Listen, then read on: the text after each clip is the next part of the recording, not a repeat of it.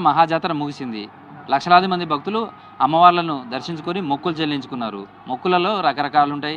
నిలువెత్తు బంగారంగా తీసుకునే బెల్లం, వడిబియ్యం, కరెన్సీ రూపంలో ఇలా రకరకాలైనటువంటి మొక్కులు చెల్లించుకుంటారు. అయితే కరెన్సీ రూపంలో కావచ్చు, కాయిన్స్ రూపంలో, బంగారం, వెండి రూపంలో కూడా మొక్కులు చెల్లించుకోవడానికి ప్రత్యేకంగా ఈ జాతర సమయంలో హుండీలు ఏర్పాటు చేస్తారు.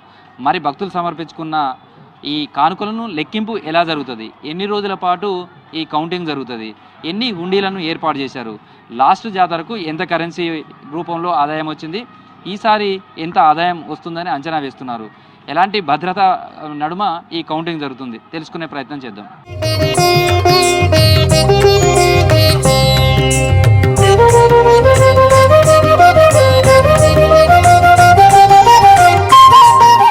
మనం హన్మకొండలోని టీటీడీ కళ్యాణ మండపంలో ఉన్నాం.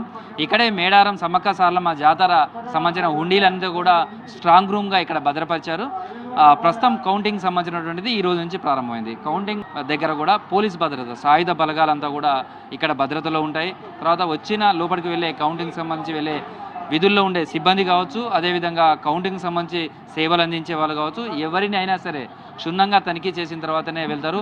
సాయుధ బలగాలు కూడా ఇక్కడ మోహరిస్తారు. ఎందుకంటే 10 రోజుల పాటు అమ్మవార్ల హుండీల కౌంటింగ్ సంబంధించినటువంటి భద్రత వీళ్ళంతా కూడా పర్యవేక్షిస్తుంటారు. అదేవిధంగా లోపలికి వెళ్ళాల్సిన వాళ్ళని కూడా మెటల్ డిటెక్టర్ ఏర్పాటు చేశారు. వచ్చిన వాళ్ళందరినీ కూడా ఖచ్చితంగా మొత్తం తనిఖీ చేస్తారు. వీళ్ళకు ఒక డ్రెస్ కోడ్ కూడా ఉంటుంది. కౌంటింగ్ సంబంధించినటువంటి వాళ్ళు వెళ్ళే వాళ్ళకైతే వాళ్ళు బనియన్ తోటి ఉండాలి. అదేవిధంగా పంచకు సంబంధించి కూడా దేవాదాయ శాఖనే ప్రొవైడ్ చేస్తుంది. ఇలా సిబ్బంది కూడా వచ్చిన వాళ్ళందరినీ కూడా 1కి 2 సార్లు వెరిఫికేషన్ చేస్తారు. లోపలికి వెళ్ళే సమయంలో కావచ్చు, హుండీని బయటికి తీసుకువెళ్ళే సమయంలో ఎక్కడైనా కరెన్సీ కానీ లేదా గోల్డ్కు సంబంధించిన కావచ్చు, సిల్వర్కు సంబంధించినటువంటి కానుకలు ఏవైనా అందులోనే స్ట్రక్ అయి ఉన్నాయా, లేకపోతే పూర్తిగా కౌంటింగ్కి సంబంధించినటువంటి మొత్తం తీసుకువెళ్ళారా లేరా, ఇలా ప్రతి హుండీకి సంబంధించి కూడా సిబ్బంది తనిఖీలు చేస్తారు. దీనిలో పోలీస్ శాఖ చాలా కీలకంగా చేస్తుంది. ఈ తనిఖీకి సంబంధించినట్టు చూడవచ్చు, ఇట్లా ఎవరైనా బయటికి వెళ్తే మధ్యలో ఏదైనా అవసరం ఉండి వాళ్ళందరినీ కూడా ఇట్లా తనిఖీ చేస్తారు. ఇట్లా లోపలికి వచ్చే వాళ్ళను, బయటికి వెళ్ళే వాళ్ళను ఈ కౌంటింగ్ సందర్భంగా ఎట్లాంటి తనిఖీలు చేస్తుంటారు? ప్రతి ఒక్కరిని సార్ లోపలికి మొబైల్ అలౌడ్ చేసి పంపట్లేదు. తర్వాత బయట పోయే వాళ్ళని కూడా క్లియర్గా చెక్ చేస్తున్నాం సార్. ఇలాంటి సెల్ ఫోన్ కానీ ఇలాంటి ఏం లోడ్ పంపట్లేదు సార్. లోపలి నుంచి వెళ్ళేటప్పుడు కానీ వచ్చేటప్పుడు ఈ రెండు టైంలో కూడా తనిఖీ 2 రకాలుగా సేమ్ చెకింగ్ జరుగుతుంది సార్. అదేవిధంగా ఇప్పుడు హుండీలను కూడా ఖాళీ అయిన హుండీలను తీసుకువెళ్తుంటారు. ఈ ఖాళీ అయిన హుండీలను కూడా మీరు ఒకసారి వెరిఫికేషన్ చేసిన తర్వాత అయితే బయటికి పంపిస్తారా, ఎట్లా ఏం చేస్తారా? టైంలో ఈ ఖాళీ హుండీలను క్షుణ్ణంగా తనిఖీ చేసి అందులో ఏమైనా బెల్లం సైడ్ ఏమైనా కరెన్సీ కానీ ఏమైనా అతుకున్నవి ఉన్నాయా చూసుకొని, కింది భాగంలో అడుగు భాగంలో కానీ ఇంకా అతుకున్నవి ఉన్నాయి, ప్రతి ఒక్క హుండీని క్షుణ్ణంగా పరిశీలించి ఆ ఖాళీ హుండీని బయటకు పంపించడం జరుగుతుంది. ఈ కౌంటింగ్ జరిగే వరకు ఇట్లాంటి సెక్యూరిటీ పరమైనటువంటి భద్రత ఇట్లే ఉంటుందా, ఇట్లా చేస్తారు? ప్రతిరోజు 8 గంటలకు స్టార్ట్ అవుతుంది సార్. ఇది కౌంటింగ్ అయ్యే వరకు పూర్తి స్థాయిలో క్షుణ్ణంగా పరిశీలించడం జరుగుతుంది. ప్రతిరోజు ఉంటుంది సార్. మరోవైపు సీసీ కెమెరాలకు సంబంధించినటువంటి భద్రత కూడా ఉంటుంది. సీసీ కెమెరాల నిఘాలో ఈ కౌంటింగ్ కూడా జరుగుతుంది. దానికి సంబంధించి ప్రతి దగ్గర కూడా సీసీ కెమెరాలు, అడుగడుగున సీసీ కెమెరాలన్నీ కూడా ఏర్పాటు చేశారు. పోలీసులకు సంబంధించిన పహారా కావచ్చు, ఇదంతా నిఘా రూపంలో చూడడానికి ఉంటుంది. ఇదంతా కూడా చూస్తే మనం హుండీలకు సంబంధించినటువంటి ఇవన్నీ కూడా సమ్మక్క సారలమ్మకు సంబంధించిన హుండీలు. ఈ పార్ట్ మొత్తం కూడా ఒక హుండీలు కౌంటింగ్ జరుగుతుంది. ఇక్కడ కూడా ఇది చూస్తే ఇది బ్యాంకర్స్కు సంబంధించినటువంటి వాళ్ళు, బ్యాంకర్స్ సిబ్బంది ఇక్కడ కరెన్సీని లెక్కించడానికి మిషనరీ ఏర్పాటు చేసుకున్నారు. వాటికి సంబంధించి తర్వాత ఎక్కడైతే నోట్లను వేరు చేస్తారు, ఈ నోట్లు వేరు చేసిన అన్నీ కూడా ఇక్కడికి వచ్చేస్తాయి. ఇక్కడ కూడా వాళ్ళ కౌంటింగ్ ఎట్లా జరుగుతుంది, తర్వాత భద్రతాపరమైనటువంటి ఎట్లా ఉంది, లోపలికి వెళ్ళే సమయంలో ఎలా వెళ్తున్నారు, తర్వాత ఇక్కడ సిబ్బంది ఏ విధమైనటువంటి పర్యవేక్షణ ఉంది, మొత్తం సీసీ కెమెరాలలో దీనంతా కూడా ఎప్పటికప్పుడు నిఘా అబ్జర్వేషన్ తోటి ఉంటుంది. ఎక్కడ కూడా ఎలాంటి పొరపాట్లు తలెత్తకుండా భద్రతాపరమైనటువంటి అంశాలను వీటన్నింటి కూడా చూసుకుంటూ వడిబియ్యం సంబంధించినటువంటి వాటిని నోట్ల నుంచి ఎలా వేరు చేస్తారు, సేమ్ టైంలో వెండి బంగారం వస్తువులకు సంబంధించినటువంటి కౌంటింగ్ ఎట్లా జరుగుతుంది, వీటిని కూడా తెలుసుకునే ప్రయత్నం చేద్దాం.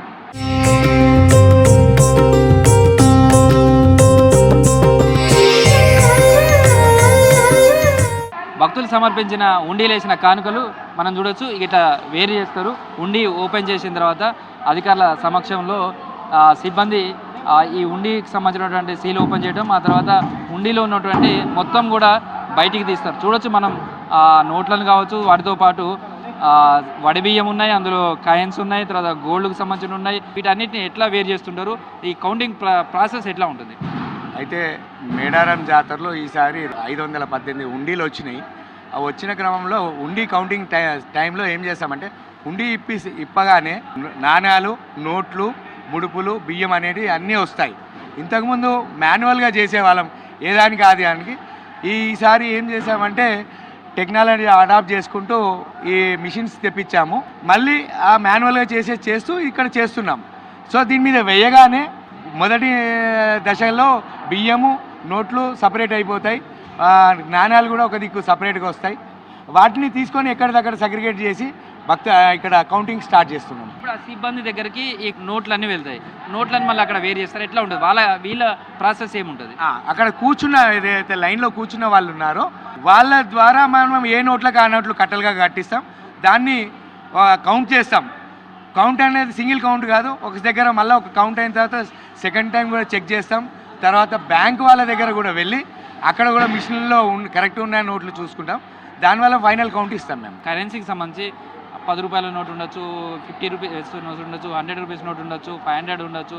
ఇట్లా కరెన్సీకి సంబంధించిన అన్ని రకాల నోట్లు అవి ఎట్లా వేరు చేస్తారా, ఎట్లా ఉంటుంది? ఇక్కడ లైన్లో కూర్చున్న వాళ్ళు ఏ నోట్లకు ఆ నోట్లు సపరేట్ కట్టగడతారు. కట్టిన తర్వాత అక్కడ చెక్ చేయాలి, నోట్లు కౌంట్ చేయబడతాయి. ఈ నోట్లు మన ఇండియన్ నోట్లే కాదు, ఫారెన్ నోట్స్ కూడా వస్తుంటాయి. అమెరికా అయితే ఆస్ట్రేలియా అయితే వాటిని కూడా సపరేట్గా కట్టగట్టి పెట్టి దాన్ని హ్యాండ్ ఓవర్ చేస్తాం బ్యాంక్ వాళ్ళకి. ఎందుకంటే అది ఓన్లీ హెచ్డిఎఫ్సి వాళ్ళే తీసుకుంటారు. వాళ్ళ ద్వారా మనము ఫారెన్ కరెన్సీ మార్చుకుంటాం. ఇది ఈసారి అడాప్ట్ చేసుకున్నటువంటి మిషనరీ ఇదే. దీంట్లోనే ఈ ఉండికి సంబంధించినటువంటి అన్నీ పోస్తే ఇప్పుడు మనం కనిపిస్తున్నటువంటి జాలీలో కనిపిస్తున్న ఈ కైన్స్ అన్నీ కూడా ఈ రూపంలో, అంటే కింద ఉన్నటువంటి వడిబియ్యం కావచ్చు అవన్నీ కూడా వేరు చేసిన తర్వాత మిగిలినాయి. ఈ వడిబియ్యంకి సంబంధించి కూడా ఇవంతా కూడా ఇక్కడ ఏర్పాటు చేశారు. కరెన్సీ కౌంటింగ్ సంబంధించినటువంటి ప్రక్రియలో మనం కూడా కూర్చున్నాం. ఇక్కడ చూడొచ్చు ఈ కరెన్సీ కట్టలకు సంబంధించినటువంటి అన్ని రకాల నోట్లంతా కూడా మిక్స్ అయ్యి ఇక్కడికి వస్తాయి. వీటిని ఎట్లా వేరు చేస్తారో ఏందో తెలుసుకుందాం. మీ పేరమ్మా? అజిత అండి. ఎక్కడి నుంచి వచ్చారు మీరు? హన్మకొండ. ప్రతిసారి ఈ కౌంటింగ్ సేవలలో పాల్గొంటారా? 2 ఇయర్స్కి ఒకసారి కంపల్సరీ వస్తామండి. కంపల్సరీ అమ్మవారు డబ్బులు అంటే మాకు ఇంట్రెస్ట్, సమ్మక్క సారలమ్మ అంటే.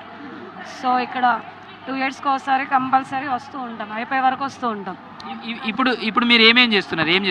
500s కౌంటింగ్ చేస్తున్నాం. డిఫరెంట్ చేసి 500, 100s, 50s, 20s వేరు, కాయిన్స్ వేరు, 10s, సిల్వర్, గోల్డ్ మొత్తం టోటల్ అన్నీ కౌంట్ చేసి. ఇప్పుడు మీ చేతులు ఏమేమి ఉన్నాయి? ఒక్కొక్క రకాలైన నోట్స్ తీసుకుంటున్నారు ఎట్లా?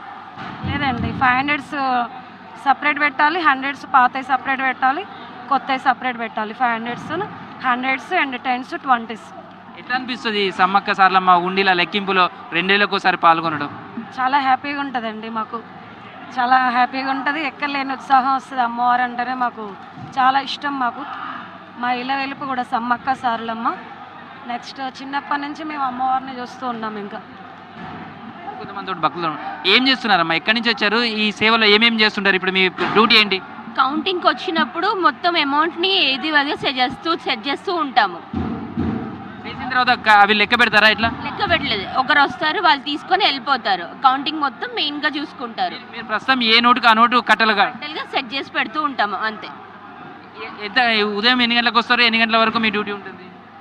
8:30కి అట్లా వస్తాము. ఈవినింగ్ 4-5 వరకు అయిపోతుంది. అప్పటి వరకు అయిపోతుంది. ఇప్పుడు మీరు ఏమేమి కరెన్సీకి 50 రూపాయలు సపరేట్ చేస్తున్నాను నేను. ఎన్ని రకాల నోట్లు ఉంటున్నాయి? అన్ని రకాలుగా ఉంటూ ఉంటాయి. 10 పాత 10 నోట్లు ఉంటాయి, కొత్తవి ఉంటాయి, అన్నీ ఉంటాయి. కాబట్టి సపరేట్ చేసడం మనం పెద్ద అక్కడ ఉన్న వాళ్ళకి అప్పచెప్పడం అంతే. ఇప్పుడు మీరు కట్టలు కట్టిన తర్వాత ఏం చేస్తారు? అంటే మొత్తం ఎక్కడికి వెళ్ళిపోతూ ఉంటాయి కదా అంతే. 100 రూపాయల నోట్లు పాత నోట్లను వేరే సపరేట్ చేయాలి, కొత్త నోట్లు సపరేట్ చేయాలి. 10 రూపాయలలో కూడా కొత్త నోట్లు ఉన్నాయి, పాత నోట్లు ఉన్నాయి, అవి వాటిని సపరేట్ చేయాలి. కొంచెం ఆ ప్రక్రియ అట్లయితే వాళ్ళు అన్ని బండిల్ బైఫర్గేట్ చేయడం వరకే మన బాధ్యత. తర్వాత ఆ కట్టలను 100 వేరే డెప్యుటేషన్ స్టాఫ్ అకౌంట్ చేస్తారు. దాన్ని మళ్ళీ బ్యాంకు వాళ్ళు కౌంట్ చేస్తారు. దానివల్ల అది ఫైనల్ అవుతుంది అంతే. డిజిటల్ ఇండియా అయిపోయింది. చాలా వరకు కూడా మనం కార్డ్స్ వాడుతున్నాము, ఆన్లైన్ బ్యాంకింగ్ ఎక్కువ వాడుతున్నాం. ఇప్పుడు ఇంతగానం కానుకల రూపంలో ఈ కరెన్సీని చూస్తే ఎట్లా అనిపిస్తుంది? మనం చూడని నోట్లు కూడా ఇప్పుడు కనిపిస్తున్నాయి. ఆశ్చర్యంగా ఉంది. మనం పట్టణ వాతావరణంలో మనం దేవాదాయ శాఖలో ఈ హుండీలు పెడతాం. క్యూఆర్ కోడ్ పెట్టి ఈ హుండీ పెట్టి స్కాన్ ద్వారా టికెట్లు కానీ అవి ద్వారా వస్తున్నాయి. ఇది కూడా ముందు ముందు క్యూఆర్ కోడ్ పెట్టి ఈ హుండీలు పెట్టినట్టయితే ఇంత ఇబ్బంది లేకుండా ఉంటుంది. కాకపోతే ఇంకా ఎడ్యుకేట్ కావాలి పీపుల్. అయినప్పటికీ ఆల్మోస్ట్ మన స్టేట్ ఆశ్చర్యంగా ఉంది. భక్తులు చాలా ఎక్కువైనారు, చాలా ఆదాయం బాగుంది. కాకపోతే ముందు డిజిటల్గా ప్రతి ఒక్క హుండీ ప్లేస్లో క్యూఆర్ కోడ్ అకౌంట్ పెట్టి స్కానర్లు పెట్టినట్టయితే ఇంత భారం పడకుండా ఉంటుంది. ఇవి చూడండి, దాంట్లో బెల్లం ఇంకా ఇతరత్ర అన్ని పెట్టేవాళ్ళు కూలిపోయి వాసన. స్టాఫ్ కూడా ఇప్పుడు పోయి పనిచేసే వాళ్ళందరికీ కూడా కొంచెం అనైజనిక్గా ఉంటుంది అన్నమాట. మీరు ఎంతమంది ఉంటారు, ఎట్లా పాల్గొంటారు ఈ సేవలో? మేము 10 మంది వచ్చామండి. ఈ కౌంటింగ్కి ఇది రెండో సంవత్సరం రావటం. ఏమైనా ఇస్తారా, ఎట్లా సర్వీస్ చేస్తుంటారు?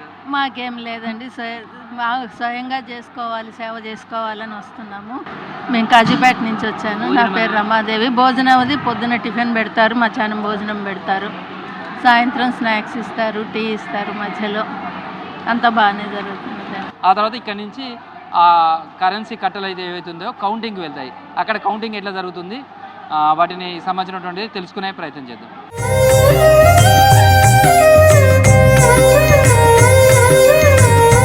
చూసారుగా, నోట్లను వేరు చేసిన తర్వాత ఇలా బండెల్ రూపంలో చేస్తారు. ఇప్పుడు ఇది 100 రూపీస్ కొత్త కరెన్సీకి సంబంధించిన నోటు ఇది. అదేవిధంగా పాత నోటుకు సంబంధించి కూడా ఒకటి ఉంటుంది. మనం ఇక్కడ నుంచి చూసుకుంటూ రావచ్చు. ఇదేమో 10 రూపాయలకు సంబంధించి ఒక కట్టకు సంబంధించింది. ఇట్లా 10 రూపాయల నోట్లు ఉంటే 10 రూపాయల నోట్లు, 20 రూపాయల నోట్లు ఉంటే 20 రూపాయల నోట్ల బండెల్స్, 50 రూపాయల నోట్ల బండెల్స్, అదేవిధంగా 200 రూపీస్ నోట్లకు సంబంధించినటువంటి బండెల్స్ కావచ్చు. ఇదే విధంగా 500 రూపీస్ నోట్లకు సంబంధించినటువంటి బండెల్స్. ఇవన్నీ కూడా ఒక్కొక్క కట్టకు మళ్ళీ 100 ఉంటాయి. మళ్ళీ ఒక్కొక్క దానికి 5 కట్టలు ఉంటాయి. అంటే ఒక దాంట్లో ఇది 2.5 లక్షల రూపాయలు, 500 రూపాయల నోటు తీసుకుంటే. అలాగే అధికారులు కూడా వాళ్ళతో మాట్లాడదాం. మేడం, ఇప్పుడు ఈ కరెన్సీని అంతా కూడా లెక్కల్లోకి తీసుకొచ్చారు, కౌంటింగ్ చేశారు, కట్టలు కట్టారు. వీటిని ఏమేమి చేస్తారు, ఎట్లా వీటిని కౌంట్ చేస్తారు? ఇది మనకు హుండీలో వచ్చిన వాటన్నిటిని కూడాను ఈ 1 రూపీ నోట్స్ కూడా ఉంటాయి కదా, 1 రూపీ నుంచి మనకి 2000 వరకు కూడాను ప్రతి ఒక్క డినామినేషన్కి సంబంధించిన కరెన్సీని మొత్తము సపరేట్ చేసి ఇట్లా 5 బండిల్స్ చేయడం జరుగుతుందండి. వీటిని ఇక్కడ మనం డిపాజిట్ చేసిన స్టాఫ్ అన్నీ కూడాను ఒక రిజిస్టర్లో 5 రూపాయల నోట్స్ ఎన్ని, 10 రూపాయలవి ఎన్ని, 20 రూపాయలవి ఎన్ని, 50 ఎంత, 100 ఎంత, 200 ఎంత మొత్తం కూడాను నోట్ చేసుకుంటారు. నోట్ చేసుకున్న తర్వాత ఆ విధంగా మనము బ్యాంకు వారికి హ్యాండ్ ఓవర్ చేయడం జరుగుతుంది. 1000 సంబంధించి బ్యాన్ అయిపోయింది. ఈ నోట్లు కూడా కనిపిస్తున్నాయి. వీటిని ఎట్లా చూడవచ్చు? అది విదేశీ కరెన్సీ కూడాను మొత్తము సార్ట్ అవుట్ చేసిన తర్వాత వీటిని నోట్ చేసుకొని మనము వీటిని కూడా బ్యాంక్ వాళ్ళకి హ్యాండ్ ఓవర్ చేయడం జరుగుతుందండి. బ్యాంక్ వాళ్ళతో ఒకసారి కన్ఫర్మ్ చేసుకొని పక్కకు పెట్టించడం జరుగుతుంది. ఇదంతా కూడా అంటే డిపాజిట్ చేసిన తర్వాత ఎవ్రీడే మీ అకౌంట్లోకి వచ్చేస్తుందా, ఎట్లా బ్యాంకర్స్ తోటి ఏ విధంగా? ఏ రోజు అమౌంట్ ఆ రోజు ఆన్ ది స్పాట్ బ్యాంక్ అకౌంట్లో క్రెడిట్ అయిపోతుంది అమౌంట్. సేమ్ టైమ్ గోల్డ్కు సంబంధించి, సిల్వర్కు సంబంధించినవి కూడా ఉన్నాయి. సిల్వర్ కానీ గోల్డ్ కానీ ఏ రూపంలో అమ్మవార్లకు ఎక్కువ కానుకలు చెల్లించుకున్నట్టుగా కనిపిస్తున్నాయి? మనకి సిల్వర్ అండ్ గోల్డ్ రెండు కూడాను అమ్మవారికి అదే మొత్తంలో సమర్పించుకోవడం జరుగుతుందండి. అవన్నీ కూడాను కొన్ని రైస్లో కలిసిపోయి ఉంటాయి, కొన్ని నోట్లతో వస్తాయి. అవన్నీ సార్ట్ అవుట్ చేసి సపరేట్ చేసిన తర్వాత మాకు జ్యువెలరీ వెరిఫై చేయడానికి జ్యువెలరీ వెరిఫికేషన్ ఆఫీసర్ ఉంటారు, వారు వస్తారు. కమిషనర్ గారు వారిని పంపిస్తారు. వారి సమక్షంలో మొత్తము జ్యువెలరీ గోల్డ్ ఎంత, సిల్వర్ ఎంత అనేది మనకి అప్రైజ్మెంట్ చేసి చెప్పడం జరుగుతుంది. ఇదంతా చూస్తే ప్రాసెస్ చూస్తే ఎన్ని రోజులు పట్టే అవకాశం ఉండదు కూడా? లాస్ట్ జాతరకు సంబంధించి కూడా చూస్తే ఈసారి జాతరకు సంబంధించి ఎట్లా ఉండే అవకాశం ఉంది? గత సంవత్సరం జాతరకు సంబంధించి 10 రోజులు పట్టడం జరిగిందండి. ఈసారి కూడాను దాదాపుగా వారం నుంచి 10 రోజుల్లోపు పూర్తి చేయడానికి మేము ప్రత్యేక మెషినరీ కూడా తీసుకురావడం జరిగింది. కాబట్టి దాదాపుగా వారం రోజుల్లో కంప్లీట్ చేయాలని ప్రయత్నిస్తున్నాం. మొత్తం హుండీలంతా లెక్కింపు జరిగే వరకు కూడా ఈ ప్రాసెస్ రెగ్యులర్గా జరుగుతుంది. ఇది హుండీల లెక్కింపుకు సంబంధించినటువంటి ప్రాసెస్. వీడియో జర్నలిస్ట్ క్రాంతి కుమార్తో కృష్ణమోహన్, V6 న్యూస్, హన్మకొండలోని టీటీడీ కళ్యాణ మండపం నుంచి.